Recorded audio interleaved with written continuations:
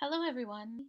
Many people suffer in silence or don't know they are being bullied at work or why we are being targeted by the bully. So, in this lesson outline, first, I will go over the history of workplace bullying and help define what this term means.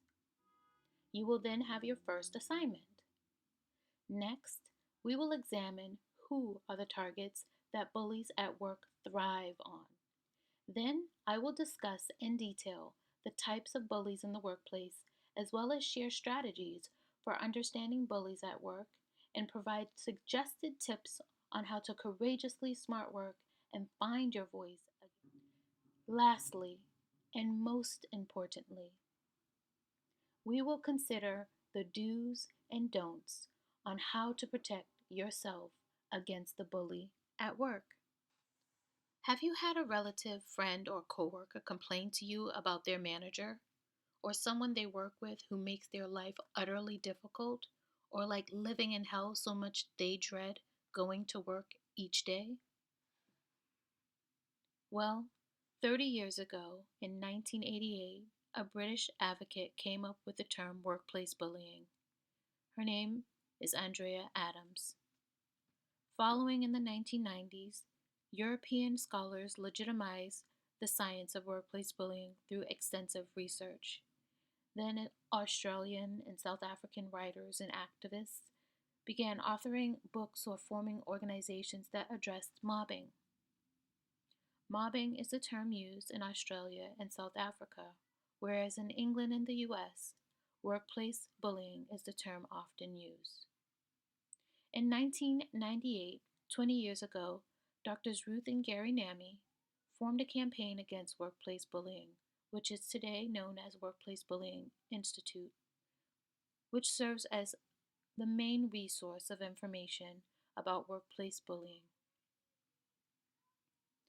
As you can see, workplace bullying is young in the US, whereby much has been done by Doctors Nami, yet still little is known about workplace bullying. In the following slides, I hope to share much of the information about workplace bullying, where we define, examine, discuss, and consider other factors. So, what is workplace bullying? According to the Workplace Bullying Institute in the US, it is the repeated health harming mistreatment of one or more persons, known as the target, by one or more perpetrators, known as the bully. It is conduct that's threatening, humiliating, or intimidating that causes work interference, includes sabotaging behavior, which prevents the completion of work assignments, and may involve verbal abuse, all which are actions of the bully at work. Considering another definition, in Australia, workplace bullying is defined more descriptively.